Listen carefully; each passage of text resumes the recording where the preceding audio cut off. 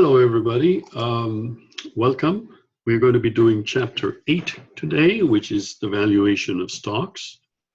And it's a continuation from what we did last class, which was the valuation of bonds, which in turn was a continuation of chapters 5 and 6, where we learned present value and future value.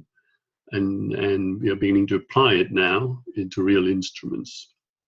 So the first order of the day is to refresh your memory and say, listen, this is where we were in our last class. We were talking about long-term capital, which for a company comes in two forms, one in the form of bonds or debt from the bank, and the other is stocks. And stocks is what we're going to do today. And what does a stock represent? A stock basically represents an ownership in a firm. So if you're buying a stock of a firm, then let me just remove this. If you're buying a stock of a firm, basically you're buying ownership into a firm. So let's say there are 100 shares and each one put in $1, so that the initial capital was $100. Then you are 1/100th of an owner. So if the company makes $100 profit, technically you are entitled to the $1 profit as the owner of the company. As you add on more, if you add more stock, as you add another 100 stocks, then your portion gets diluted, but of course there'll be more money in the firm. And the idea is if you get in more investors, you're going to put that to use and you'll make more profits. So hopefully the old owners will continue to get their percentage of the profits. And that's the whole idea. One of the key differences, and by the way, let's not forget, when we're talking about stocks, we're talking about both preferred and common stocks, and we'll discuss that in detail a little later. Now, the key difference from chapter 7 is here. When we did the pricing of bonds, that was easy because we knew exactly how much money the company will pay. And as a result, it was easy to find the present value of all the coupon payments plus the face value at the end. Now, unfortunately, with stocks, that's not the case, correct? Because stocks, you can make profits one year, a lot, not the other year, mediocre in the other year. So if you are going to be buying a stock and you're saying, I'm going to be paid based on what I expect to get from them in dividends, then of course you need to come up with some ways of trying to predict these dividends. Now we do know that managers do try and keep dividend payments steady, and that's one of the reasons why companies that pay a steady dividend ends up having a very good stock price. So while valuing stock, it's a little bit more complicated than bonds because we have to come up with some forecasts of the dividend payments. In principle, though, the rest of the stuff is the same. Now, a quick difference on comment on preferred stocks. Preferred stocks earn preferred dividends, and those are usually fixed, so they're like bonds in a way. So a company will say, I will offer a preferred stock. I would like to borrow from you in the form of preferred stock. I promise to pay 8% preferred dividends a year. So it's fixed,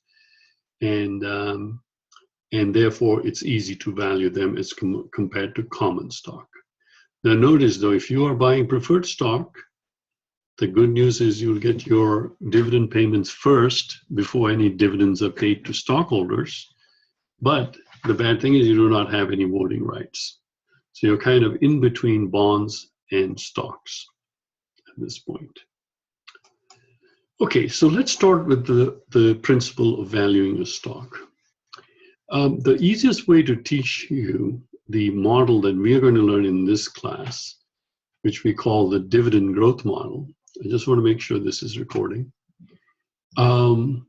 is to say, let's assume you plan to buy the stock for today and sell it at the end of the year. So we look around and let's assume in this particular stock, we know this company will pay a dividend of $10 during the year. And then you look at all the analyst forecasts, and let's say the analyst forecast that the stock will sell for about $70 at the end of the year. So now it makes it very simple, because you say, all right, I know exactly what I'm going to get. When next year, I'm going to get the following amount. I'm here, so I will get $10 in dividends and then $70. So it's easy. All I have to do is to find the price, the present value of this for 1 year. That formula is given to you right here. It says D1 plus P1, and remember 1 plus R is the present value for 1 year. So the price is basically the present value of that. So D1 being $10, price being 70, and the interest rate. Now let's assume it's a very risky firm, so you're going to demand 25%. So if you do that, then what you'll do is you'll get 1 divided by 25. So let me do that. I'll do it the other way around. I'll do $80 is my future value. 1 is the N, 25 is my I, 0 is my payment, compute present value will be $64. So you should pay $64 to receive 10 and 70 at the end of the year. Okay, so P1 is the price of the stock at the end of the year, P0 is the price today, and D1 is the dividend at the end of the year. So I already did it. Let me go to the next page. Oh, I haven't done this. All right. Now, one of the problems is that we thought, we predicted the price of 70. But how does it usually turn out? I mean, can we do a better forecast than that? Now, one of the things we know is that at the end of the year, whoever is going to buy the stock is probably going to do the same thing like you. He or she is going to say, let me hold the stock for 1 more year. Then that person will charge D2 plus P201 plus R. That's a year later. But let's say the person plans to hold for 3 years. No, but before that. So if you knew that, then you say, listen, the price of my stock is based on what dividend I'll get next year. And then I'll sell the stock, and that person who buys from me is going to apply D2, 1 plus R2 plus P2. So in other words, as long as the person who's buying from you is using the same formula that you are, then what we can say is that person sells it after 3 years, that person who buys it under 3 years sells it after 7 years. It doesn't matter. What it boils down to this is the present value of us today of any stock is just the present value of all these dividends up to infinity. Because whoever is buying it to you, let's say in 3 years, will say, what is the price for me for D4, D5, D6, D7? And if they sell it for D7, that person is going to say, what's the price of D8, D9, D10? So at any given point of time, the price of a stock is just the present value of all the dividend payments starting in year 1 to infinity. And if grandmother was to say, well, explain that again, you'd say, listen, whoever is buying from me is going to use the same model and assume they'll pay the price for dividend 3, 4, 5, 6, 7, 8, or all the way to infinity. Even if she or she plans to hold it till 8, the person who is buying from you is going to use 9, 10, 11, 12, 13 to determine what to pay for you. This pricing model is basically called the dividend growth model. So now, how does someone find the price of an instrument based on the present value of dividends starting in year 1 all the way to infinity? Well, it turns out it's not that difficult because there's a nice little formula that we can apply. So, and the formula it'll turn out to be is equal to P0 D1 R minus G. And then the G is going to be the crucial part for this. In some cases, the G can be 0. So that would be the example of a preferred dividend. So let's take a company and see that its stock price is as follows. So that this is time and this is dividends. Let's say for the past 10 years, this company has been paying dividends of $2.50, and we are here. So there's a good chance that this company plans to keep this dividend for the future. In other words, the dividend is just going to remain the same, so the growth rate of dividend is 0. So for a company that plans to pay the same dividend year after year, we say the growth rate is equal to 0. Okay. Now, we'll find out later, but there are two other models we'll study when the growth rate is a positive number and then there's a non-constant number at this point. So let's start first with the zero growth model. Now, the example of a zero growth model, as we are saying, is preferred stocks, where the preferred dividend rate is fixed but continues to infinity. And there are some stock that pay fixed dividends, but they don't increase it or decrease it like the earlier example. Now, in this case, the value of a stock is very simple. To anything that goes from now to infinity. So let's take this example.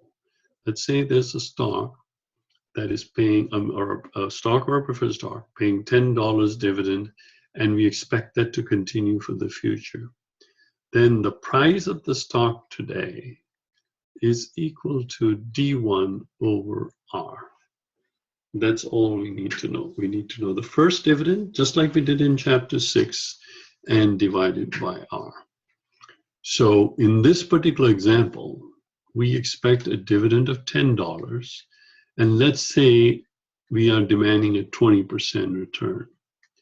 So we divide by 20, and we get $1.50. So the present value of 10, 10, 10, 10, 10, all the way to infinity is $50, which we remember we discussed in the last class makes sense because 20% of 50 is $10. So, and we're not going to get the principal back because it's a common stock. So that's what's going to be. So that's a simple one. The second one is constant growth, which is what most companies do. So most companies would like to keep increasing their dividends over time. So it's usually an upward moving dividend like that. So the company could pay $1 dividend next year, and then the year later give $1.10. That's a 10% increase times 10, 21, times 1.10, etc. So here we say the growth is about 10%. So in year 1, it paid $1. Again, we have time here, dividends here. In year 2, $1.10. In year 3, $1.21. So when you have a dividend payment that is growing up like that, how do we find the present value of stock? I'm going to redo this diagram like this. So if you buy this stock, we expect it to be like this. 110, 121, except all the way to infinity. I'm going to go to my example in the presentation. So in that case, let's take an example. Assume a stock paid a dividend of $2.30 recently and is expected to increase every year at a constant rate of 5%. So you got to be careful. This is something that it already paid recently. So when it says paid recently, it means it paid $2.30 recently. This is gone. If you're going to be finding the price of the stock here, P0, then we need to know D1, and that's all we need to know. We don't need D2 because we have a formula. So D1 is going to be 230 plus 105. So that equals 2.3 times 1.05, because it's going at 5%. It's going to be $2.42 basically. Now the formula for this is as follows. P0 is equal to D1 R minus G, right, that I have here. So let's assume that the required rate of return is 13%. So all we do is 13 minus G. So it'll be $2.415 over 0.08, which makes it equal to $30.19. Let me do it on the Excel sheet. So what is this example about? This example, I'm repeating it again. It paid a dividend of $2.30 recently. You are standing here and saying, I would like to buy a stock, this particular stock. And all you know is the following, that the dividends tend to grow at about 5%. And stocks of this size to demand a 13% return is appropriate. So the dividends will keep going at 5%. 1.05 will make it times 1.05 is 2.54. And then multiplied by 1.05 again. It's 2.66, etc. So that's what you're going to get. And you need to find the present value of all this till infinity, which you know you can do it by this formula, D1 R minus G. Remember, if G is 0, if it's a flat rate, then P1 becomes that earlier one that we do if minus G is 0. So this is for the constant growth, or zero growth. This is for the constant growth. So we need next period dividend, 13 minus 0.05. So let me do that. 2.30 times 1.05 divided by 0.08 gives me $30.19. So I would be willing to pay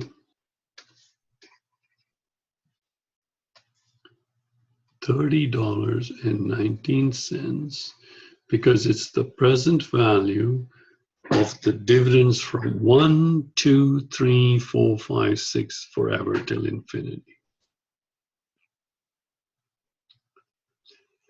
What happens to the price next year? Suppose now you decide to sell it. And let's say the person who's buying you, which is the market, basically does the same analysis. So what will they do? Well, they'll say, okay, I'll pay the present value now. This 241 is gone, of 254, 260, etc., etc., etc., all the way. So let me just double check. 230 times 1.05 times 1.05 is 2.5358, this 54. So then this person will pay D2 R minus G, where D2 is equal to 2.54 if you want to write it, but it's actually 5358.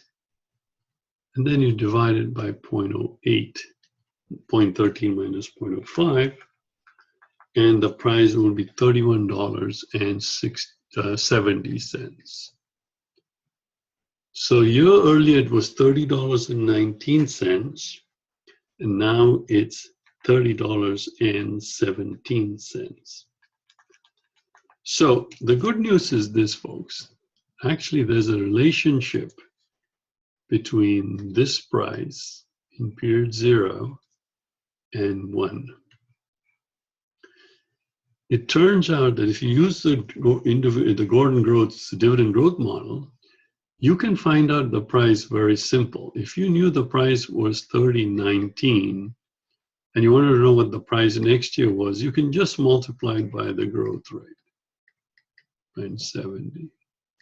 And if you wanted to find out what the next year's price is, it's going to be $33.28. So it even makes it simpler, so you don't need to do this D1R minus G, provided you know the first price at that point. Okay? So, let's see, all right, we have the next chapter. So that's exactly what the example I did over there. Let's do another example again from your book here. Gordon Growth Company will pay $4 in dividends next year and is expected to grow at 6%. What should be the price of the stock if investors seek a 16% return? So let's see, just to be clear, the way to draw this is as follows. I'm here, I'd like to find the price of P0. All I need to know is what is D1. And this is already given to you because they said D1 will be $4 next year. And the formula is P0 is equal to D1R minus G. So we have D1. What is the R? Investors are seeking 16%. What is the growth rate? Is 6%. So then it's straightforward. We just do 16 minus 6 is equal to $40. So the present value of all these is about $40 today. Straightforward, right? But they even asked the question, what will be its price 4 years from today, in 4 years? So that is in 1, 2, 3, 4. Now, normally what you would have done is you would have said, all right, P4, whoever is buying the price will look at dividend 5 and do R minus G. What's dividend 5 going to be? Well, it's 4 now. It'll grow at 6%, because that's what it is. It'll become $4.24, and then keep doing 6% 4 times. So in D5, it'll be 5.0499. So somewhere around here, D5, it's 5.05. So the person buying it in period 4 will say D5R minus G, which means it will grow, it'll be selling probably at about $50.50. But as I said, there's an alternative way to do it, and that is to just, you know it's going to grow at a constant rate. So if P0 is $40, then in P4, we know it's going to grow at 6%. So all you have to do is to do P0 1.06 to the power 4. Or you can use P0 is a negative 40, n is equal to 4, 6%, compute future value. And either case, you'll get $50.50. So this is only valid in a period when dividends are growing at a constant rate. Okay? And so that's the simple part, and this will be the main formula that you'll do. But I'd like to do a slightly more complicated, and that is when the dividends don't grow at a constant rate, or there may be periods of disruptions after which it will grow at a constant rate. So let's take a look at that. We call it the non-constant rate growth. Oh yeah, we do want to say one thing. You do notice that when P0 equal to D1R minus G, R has to always be greater than G. R is what you demand. G is the growth rate of the firm. So what you demand better be more than that, because if G is greater than R, technically it's not a solvable, but it also means it has an infinite value. If your dividends that you're going to get is $2, $4, $8, $12, $16, $2,000, there's not any amount of money you can pay because it's so good at that point.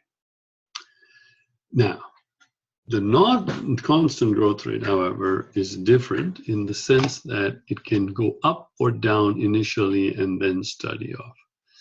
So let me just do one example. So you have to come back.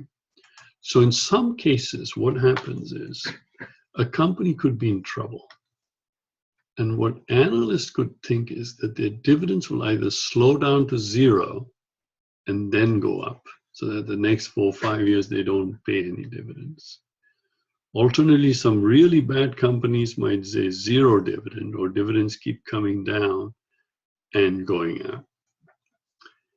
Alternatively, and what would probably be the most common one, is new companies, when the dividend goes up rapidly and then steadies off at a steady state. So there are multiple combinations. But how do you find the present value of a stock like this? You cannot use the formula. The formula requires it to be growing constantly. So the problem is this constantly takes place after a few years. So in this case, we have no choice. We have to take these dividends separately. And then we can apply the P0. Let's say this is D5 or D6. Then what we can do is we can apply the P5 is equal to D6 R minus G. And once we find that number, we take it all the way back.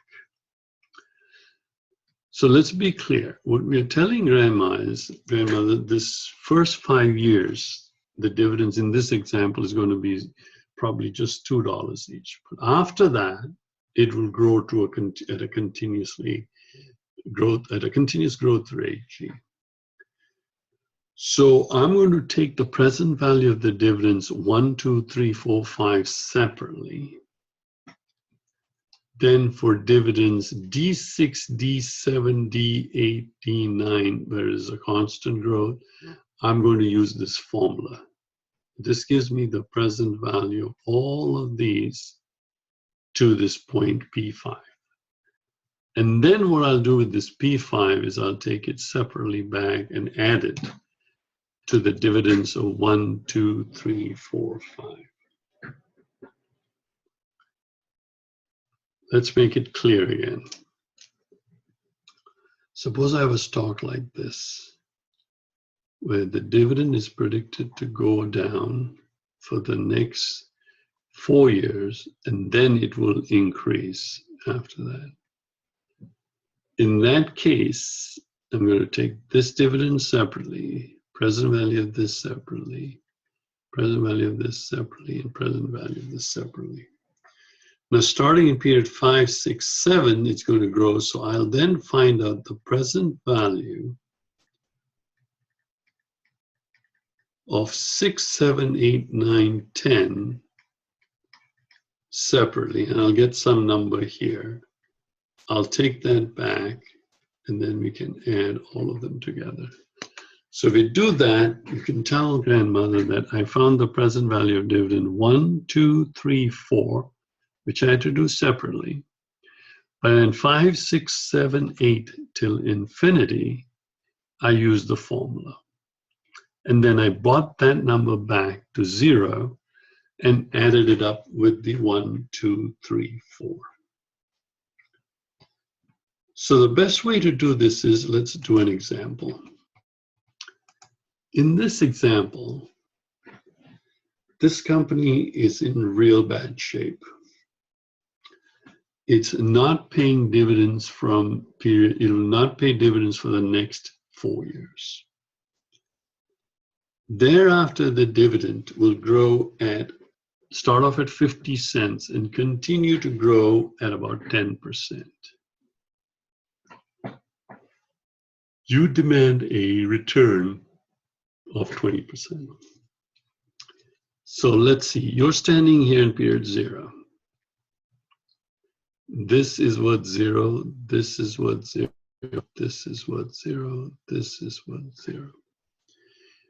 But you can find the present value of 5, 6, 7, 8, 9, 10 to infinity by using the formula, in which case this will be P4, that means you're here.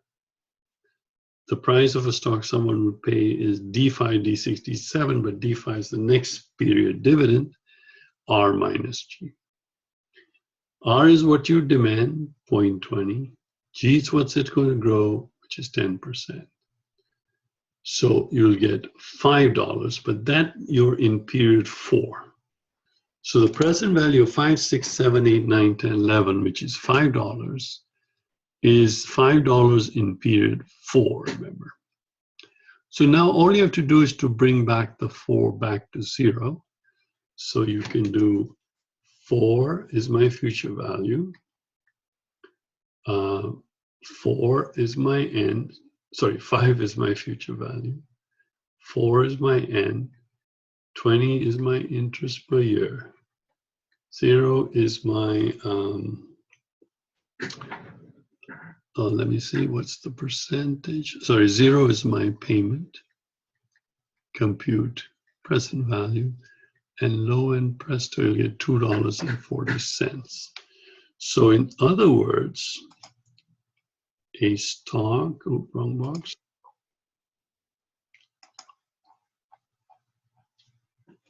I have a stock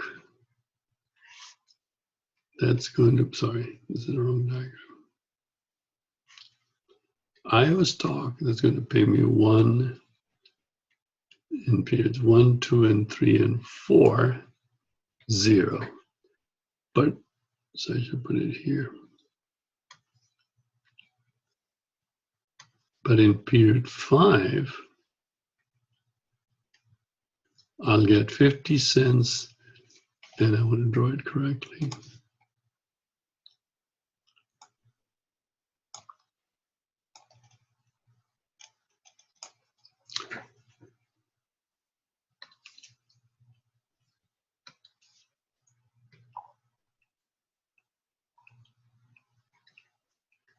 So in 5 is 50 cents, in 6 is 55 cents, etc.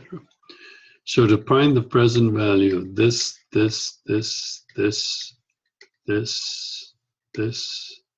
all the way to infinity requires me to do these 4 separately. Then 50, 55, whatever, 60, 61, etc. The whole value is equal to $5 here. So it's equal to $5 here. And then I'll bring this back full period, and it turns out to be $2.41. Okay, I hope that's clear, but I'll do a couple more examples at this point. So to find the present value of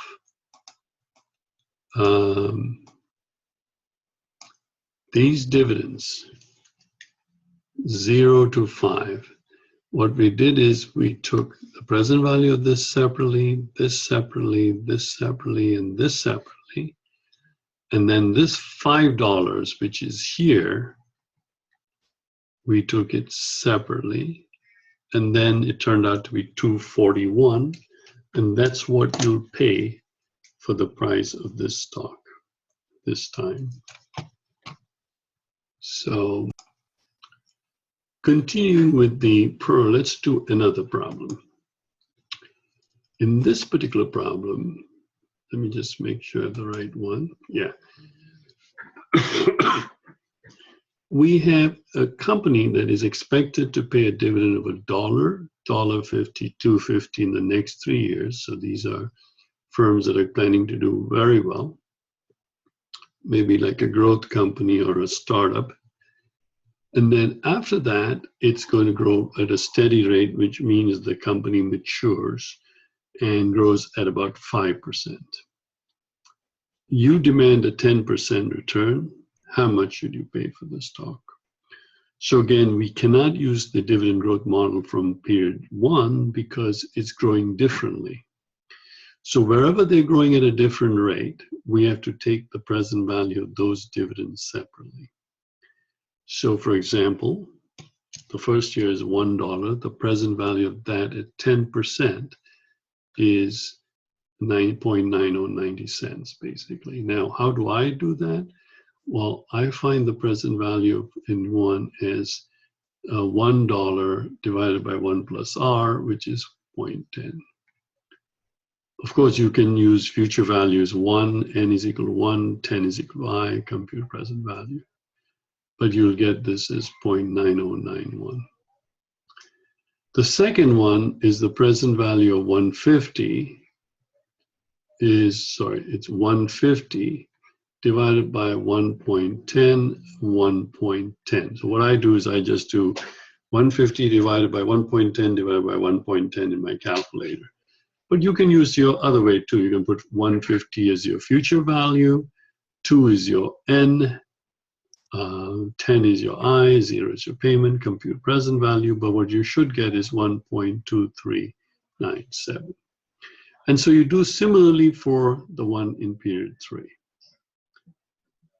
But after that, you know it's going to grow at a steady state. So in this example, you can start right here by saying, okay, what's my dividend in period 4? Well, period 4 is going to be $2.50 times 1.05, which is 2.625. So how will I find the present value of period 4, 5, 6, 7, 8, 9, 10, all the way to infinity? Well, I can use this formula here, which I'm going to increase in size. Excuse me. So P3 is equal to D4R minus G. 264, 10 is the R, which is what we demand. 5 is the growth rate, so it's $52.50. Now remember, that $52.50 is P4, so it's right here. How many years do we have to take it back? 1, 2, 3, and 4. So now you can use the formula if you want. 52.50 is my future value. 4 is my N. 10 is my interest per year. 0 is my payment. Compute present value. And I get $39.44. So I have dividend 1, dividend 2, dividend 3, 4, 5, 6, 7, 8, 9, 10 to infinity. When I add them up, my total is going to be $43.47. So for a company that is planning to pay a dividend of 1, 150, 250, and then thereafter grow at 5%, a good price to pay for that stock is $43.47. So I think you're getting the hang of it. Let's do another one. This is also from your book. A company is planning to grow rapidly for the next 5 years. It's going to have a dividend of 2. Well, it paid a dividend of 2 in period 0, but right here. But it's going to grow at 20% for the next 5 years. Sorry, next 5 years. So it paid dividend of 2. So next year it's going to pay times 1.20, it's $2.40. And then it's going to pay another dividend of 20%, which will be $2.88. And so we do the same for 5 years till $4.98. Then it's going to start growing at 4%. So $4.98 times 1.04 should be around 5.18 cents or 5.175. How much should we pay for the stock today? Remember, this is not counted. So I have to take the present value of 1, 2, 3, 4, 5 at a different rate. Because it's growing at a different, I'll take them separately. But 6, 7, 8, 9, 10 to infinity, I can use a formula. And what's the formula? The formula is P5 is equal to D6 R minus G. So it's 5.175. 10 is what I'm demanding. 0.04 is what is the growth rate. So right here, it will be 86.26. So I'll take that back, which will turn out to be 53.56. Add to the present value of this, which is the combination of these 5, and together I have 66.64. The question is, how do I know the present value of these 5 at 13.08? I could have taken it separately. I could have taken this one, like I did previously. Take this, take that, and added it up, and I would have got 13.08. Actually, there is a nice little formula. I know it looks pretty intimidating, this formula, but there is a formula that allows you to do that. That is, if you knew what the rate is for the next 5 years, 10 years, then I can use that. So here, it's D1R minus G, which is the rapid growth rate. So it's 20%. And then I put 1 plus the growth rate and divide it by 0.10. And it's to the power -5. So be careful. A little bit of algebra, and you'll get 13.08. So it's up to you how you want to do it. This formula will be in your exam. So you can either, or rather, no, yours is the take home, so you don't even have to. So you either have this, or you can take it separately to get the number. And then you add them up, and that's going to be your price of the stock. So, once again, the explanation to grandmother. I'm paying 66.64 because it's the present value of 240, 288, 346, 415, 498, and then 5175, and growing at a constant rate of 4% till infinity. The present value of all that today is $66.64. Okay, we're done with the calculation part, which is very simple, as you can see. One is the zero growth rate. That is, the dividends are going to grow at one fixed rate and at zero growth by one rate. For that, we say no problem, it's just D1R because minus G is 0. The second is the constant growth rate. And in the constant growth rate is P1 D1 R minus G. And the third is a non-constant growth rate.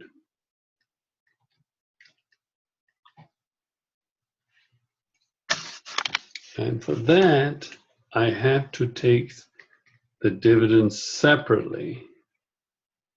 Sorry, present value of dividends separately. And then present value of the period at which you can apply the formula using the constant growth model, like we did just now. Well, we did 3 examples of that just now.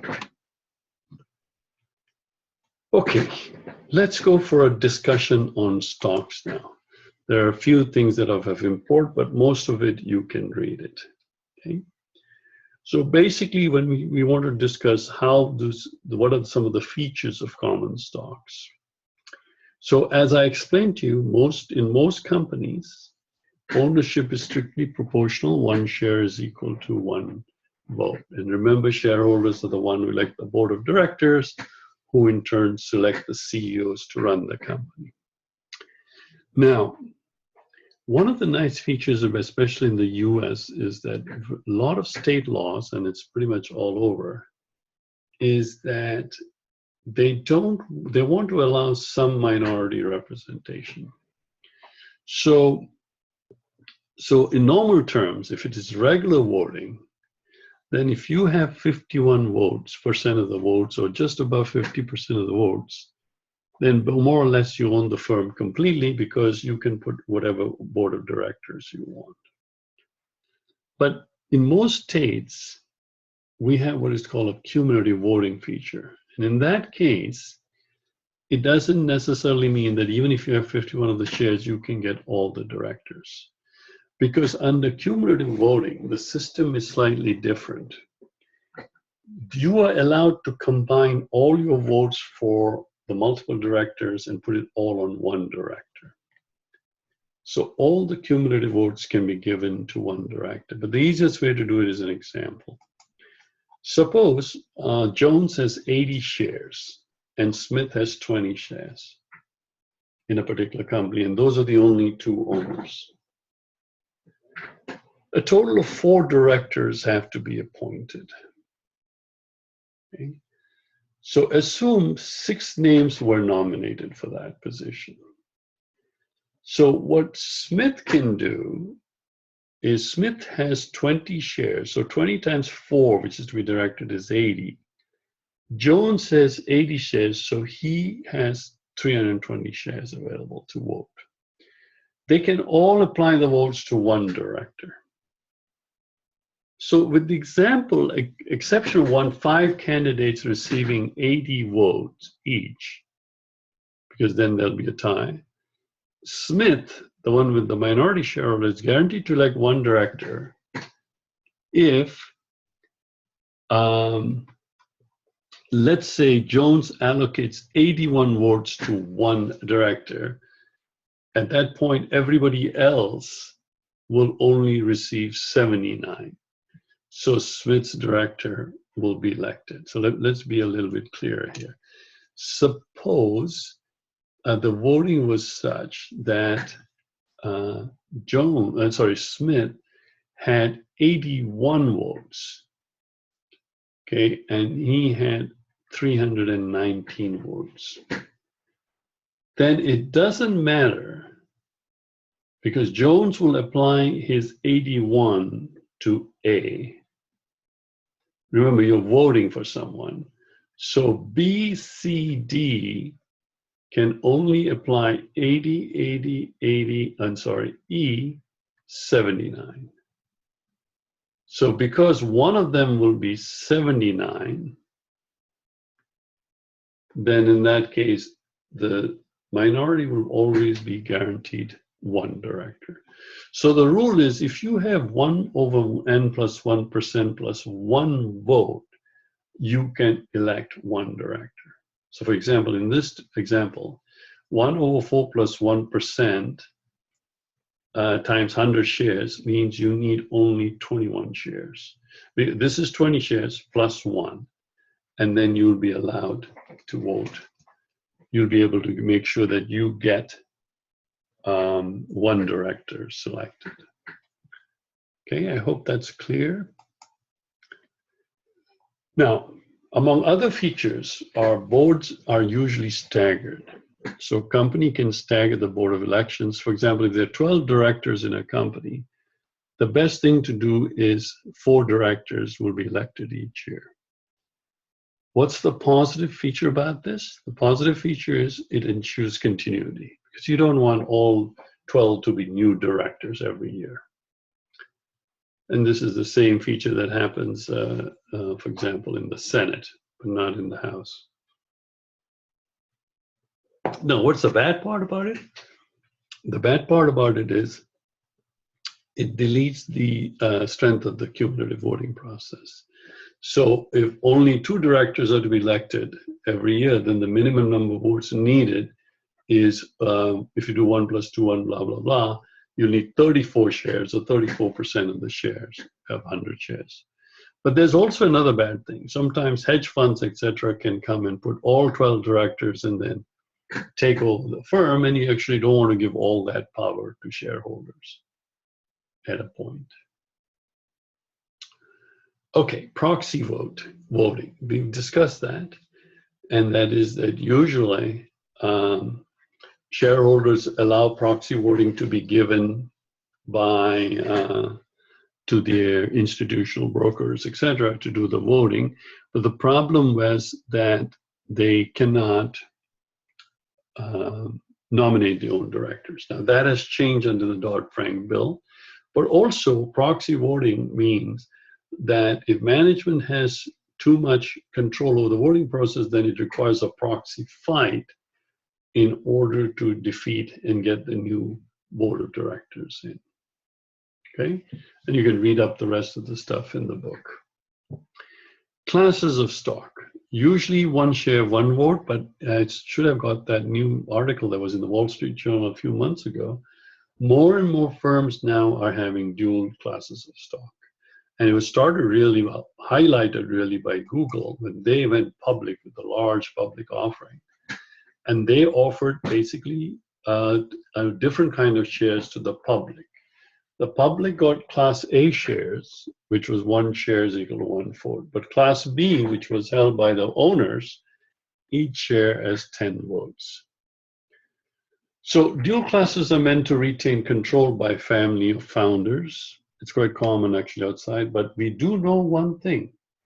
So if you have a company that has a 100 shares, same industry, same firm, 100 shares, but company controlled, oh sorry, family controlled, but trading in the market, that's terrible. Let's see. It is family controlled.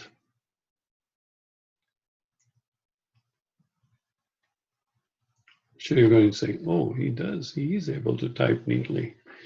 Then let's say the share price of this is $35. Same industry, same first. Chances are this is selling at a lower rate. Because, you know, when you're family control, it could be misappropriated.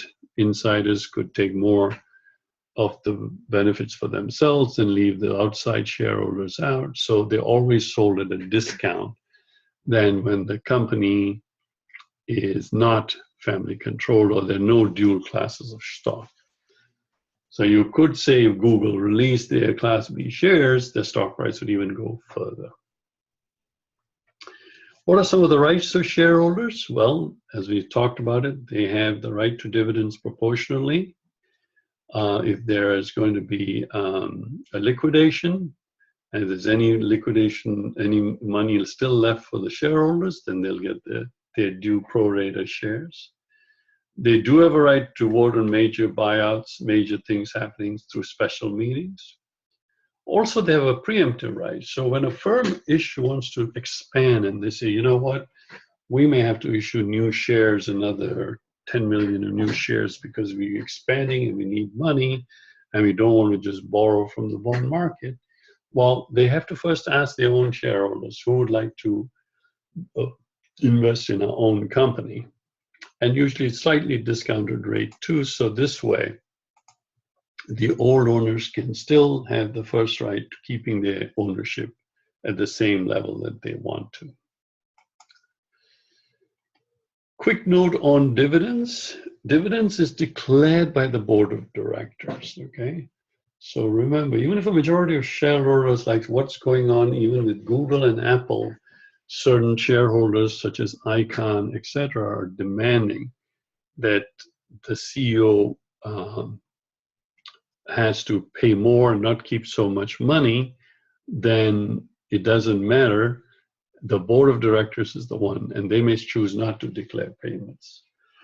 In fact, there was a recent article about, I think it's, what's it?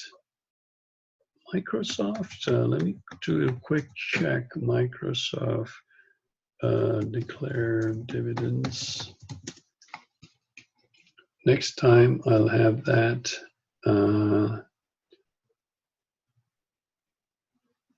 This was way back in 2003 when Microsoft said they won't pay dividends. I'm not going to veer off, but there are cases where, you know, the Googles, for example, will think that they need the money to expand and buy further things, but the owners could be saying, no, it's time to give us our money back. You have too much cash, and therefore the battle continues on that. Just a good thing about dividends is if they're not paid, nothing happens to the company because you're owners. So if owners have to take a loss. Now, and the other negative thing is, unlike the bond payments, it's not a business expense, so you cannot deduct it. So it's paid after taxes. Okay, shareholders pays 15% tax in 2008. Now that's a big discussion going on as to what the tax rate will be. So I'm going to remove this right now, and we'll see what the Trump administration will do that. Now, other things about the tax dividends, if a corporation has received dividends from other stocks, so let's say Google has invested in Intel shares and Intel pays them dividends, well, 70% is excluded from taxation. Why? Because it amounts to triple taxation, because Google has already paid its share. Then when Intel buys it, if it pays taxes on it, then when it gets to the shareholders and they pay taxes on it, it'll be 3 times.